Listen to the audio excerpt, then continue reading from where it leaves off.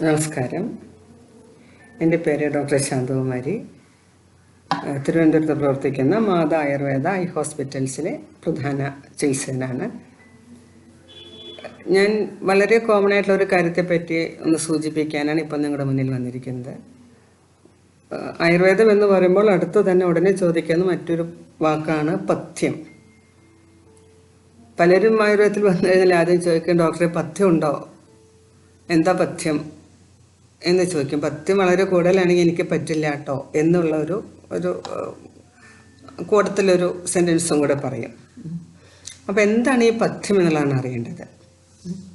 നമുക്ക് അല്ലെങ്കിൽ ആ വ്യക്തിക്ക്, നമുക്ക് മീൻസ് ആരാണോ ചോദിക്കുന്നത് ആ വ്യക്തിക്ക് എന്താണോ ഹിതമായിട്ടുള്ളത് അതിനെ പഥ്യമെന്നും, എന്താണോ അഹിതമായിട്ടുള്ളത് അല്ലെങ്കിൽ അവർക്ക് യോജിക്കാത്തത് അല്ലെങ്കിൽ ആ അവസ്ഥയ്ക്ക് അല്ലെങ്കിൽ ആ വ്യക്തിക്ക് സ്യൂട്ടബിൾ അല്ലാത്തതന്നെ അപഥ്യമെന്നും പറയാം.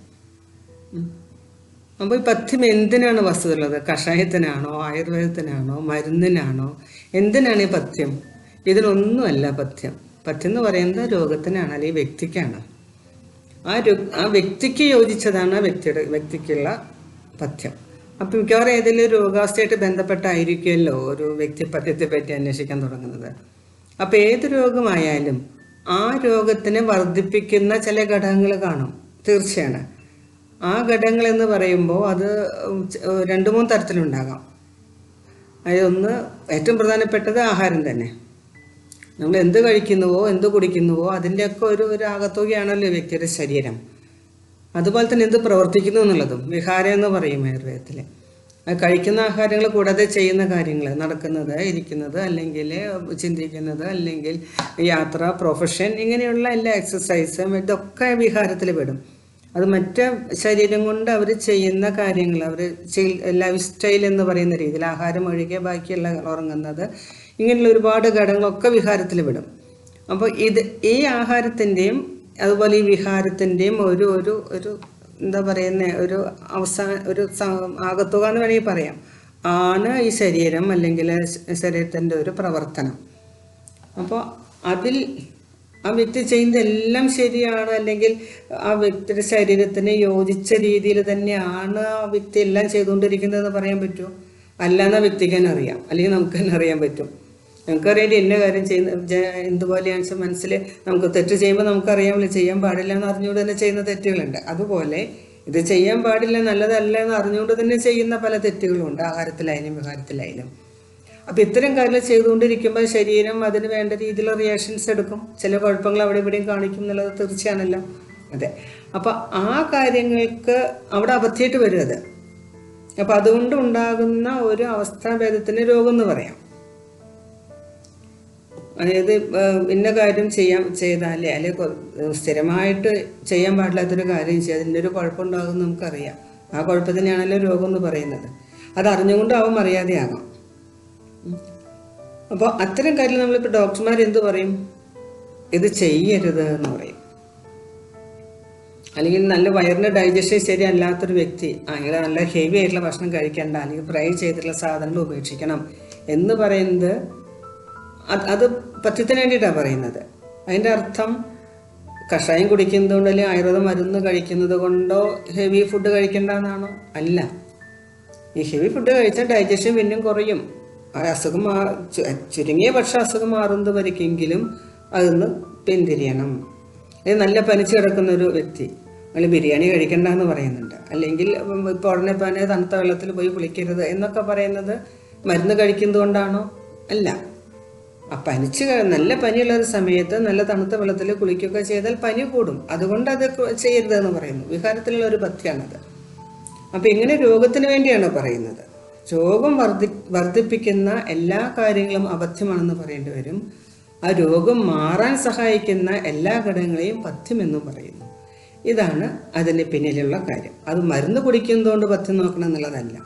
അങ്ങനെയുള്ള ഒരു 0.01% കാര്യങ്ങളുണ്ടായിരിക്കും. ചില പ്രത്യേക തരം മരുന്നുകൾക്ക് പ്രവർത്തിക്കാൻ ഇന്ന കാര്യം പാടില്ല എന്നൊക്കെ പറയുന്നത്. ഇപ്പോൾ ഇൻസുലിൻ ചില തരങ്ങൾ ഫ്രിഡ്ജിൽ വെക്കണം എന്നൊക്കെ പറയുന്നില്ലേ?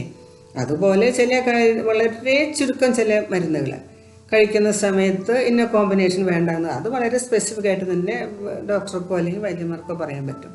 അല്ലാതെ സാധാരണ രീതിയിൽ പഥ്യമെന്ന് പറയുന്നത് ആ രോഗത്തിനെ ഇല്ലാതെയാക്കുന്ന, അതിനെ കുറയ്ക്കുന്ന കാര്യങ്ങളൊക്കെ പോസിറ്റീവായിട്ടും അതിനെ കൂട്ടുന്ന ട്രിഗർ ഫാക്ടേഴ്സ് എല്ലാം അബദ്ധം എന്നും പറയുന്നു. ഇതാണ് നമുക്ക് അതിൽ കണക്കിലെടുക്കാനുള്ള കാര്യം. തെറ്റിദ്ധരിച്ചിട്ട് ആയുർവേദത്തിന് പഥ്യമുണ്ട്, ആയുർവേദ മരുന്ന് കഴിക്കുന്ന പഥ്യം നോക്കിയേ പറ്റൂ എന്ന് വിചാരിക്കുന്നത് തെറ്റാണ്. അപ്പോൾ അത് ഇൻസുലിൻ എടുക്കുന്ന ഒരു പേഷ്യൻ്റ്, ഡയബറ്റിക് പേഷ്യൻറ്റിനോട് മധുരം കഴിക്കേണ്ട എന്ന് പറയുന്നത് ഇൻസുലിൻ്റെ പഥ്യമാണോ? അല്ല. മധുരം കൂടുതൽ കഴിക്കുമ്പോൾ ഡയബറ്റീസ് കൂടുന്നു എന്ന് പൊതുവെ അറിയാവുന്നതുകൊണ്ട് ശരി, നിങ്ങൾ അധികം മധുരം കഴിക്കരുതെന്ന് പറയുന്നു. അത്രയേ ഉള്ളൂ. ഡയബറ്റിക് പേഷ്യൻറ്റിനോട് പലരും പറയാറുണ്ട് ഉപ്പ് കഴിക്കരുത്. ഉപ്പ് അതിന് ട്രിഗർ ഫാക്ടറാണ്. ഉപ്പ് കൂടുതൽ കഴിച്ചു കഴിഞ്ഞാൽ ഹൈപ്പർ ടെൻഷൻ കൂടാൻ സാധ്യതയുണ്ട്, അതുകൊണ്ട് ഉപ്പ് കഴിക്കരുതെന്ന് മാത്രം. പക്ഷെ ഉപ്പ് കഴിക്കാൻ പാടില്ലല്ലോ, അതുകൊണ്ട് ഞാൻ മരുന്ന് കഴിക്കില്ല എന്ന് പറഞ്ഞാൽ എങ്ങനെ ഇരിക്കും? വലിയ അപകടം വരും. അതുപോലെ തന്നെയാണ് ഇതുപോലെ എല്ലാ രോഗത്തിനും എന്ത് കഴിച്ചാൽ അസുഖം കൂടുമെന്നും എന്ത് കഴിച്ചാൽ അസുഖം കുറയുമെന്നും ആയുർവേദത്തിൽ പറഞ്ഞിട്ടുണ്ട്. അതുകൊണ്ട് ഓരോ രോഗത്തിനും പഥ്യവും അപഥ്യവും ഉണ്ട്. അത് മരുന്നിനല്ല. ചിലർക്ക് പറഞ്ഞ് കോഴിയിറച്ചി കഴിച്ചാലേ പൈൽസ് കൂടും എന്ന് പറയുന്നത് ആ പൈൽസിനുള്ള മരുന്ന് കഴിക്കുന്നതുകൊണ്ടാണോ ഇത് കഴിക്കണ്ട പറയുന്നത്? അല്ല. അത് കഴിച്ചാൽ ഈ രോഗം കൂടും എന്നുള്ളതുകൊണ്ട് കഴിക്കണ്ട എന്ന് പറയുന്നു. അപ്പോൾ അത് വളരെ വ്യക്തമായിട്ട് മനസ്സിലാക്കേണ്ട ഒരു കാര്യമാണത്. ഇപ്പോൾ ടോൺസിലൈറ്റിസ് ഉള്ള ഒരു വ്യക്തി തണുത്ത വെള്ളം കുടിക്കരുതെന്ന് പറയാറുണ്ട്, ഐസ്ക്രീം കഴിക്കണ്ട എന്ന് പറയുന്നു. എന്തുകൊണ്ടാണ്? തണുപ്പ് കൂടുതൽ തട്ടിക്കഴിഞ്ഞാൽ വീണ്ടും ടോൺസിലൈറ്റ് വർദ്ധിക്കാനുള്ള സാധ്യതയുണ്ട്. അതുകൊണ്ട് അത് കഴിക്കണ്ട, അത്രയേ ഉള്ളൂ അതിൻ്റെ കാര്യം. അതല്ലാതെ ടോൺസിലൈറ്റിസിന് മരുന്ന് കഴിക്കുന്നതിൻ്റെ പഥ്യമായിട്ട് ഇത് ഐസ്ക്രീം കഴിക്കരുത് എന്നല്ല പറയുന്നത്. അപ്പോൾ ഈ കാര്യം വളരെ വ്യക്തമായിട്ട് പൊതുജനങ്ങൾ മനസ്സിലാക്കേണ്ടതാണ്. അതുകൊണ്ട് പഥ്യം അനുഷ്ഠിക്കുന്നത് രോഗത്തിൻ്റെ ചികിത്സയിൽ ഒരുപാട് നമുക്ക് ഗുണം ചെയ്യുന്ന കാര്യമാണ്. ചുരുക്കത്തിൽ തിരിച്ചും പറയാൻ പറ്റും, മരുന്ന് കഴിക്കുന്നില്ലെങ്കിൽ പഥ്യം കൂടുതൽ നോക്കണം. കാരണം മരുന്നിൻ്റെ സപ്പോർട്ടില്ല. മരുന്നിൻ്റെ സപ്പോർട്ടില്ലെങ്കിൽ നമുക്ക് ആഹാരത്തിൽ കൂടെ തന്നെ നിയന്ത്രിക്കാൻ പറ്റും കുറേ കാര്യങ്ങൾ. എന്താ സാധനം ഒരു ചൊല്ലി കേട്ടിട്ടുണ്ടല്ലോ, ആഹാരം ഔഷധമായിട്ട് ഉപയോഗിക്കേണ്ടതാണ്, അല്ലെങ്കിൽ ഔഷധം ആഹാരം പോലെ കഴിക്കേണ്ടി വരുന്നു. അവിടെയാണ് പഥ്യത്തിൻ്റെ പ്രാധാന്യം. ശരിയായ രീതിയിലുള്ള ഭക്ഷണക്രമം സ്വീകരിക്കുകയാണെങ്കിൽ അസുഖം വരാതെ നോക്കാം. ഇനി അസുഖം വന്നാൽ അതിനെ വർദ്ധിപ്പിക്കുന്ന രീതിയിലുള്ള കാര്യങ്ങൾ അവോയ്ഡ് ചെയ്യുക, പഥ്യമായിട്ടുള്ള സാധനങ്ങൾ കഴിക്കുക.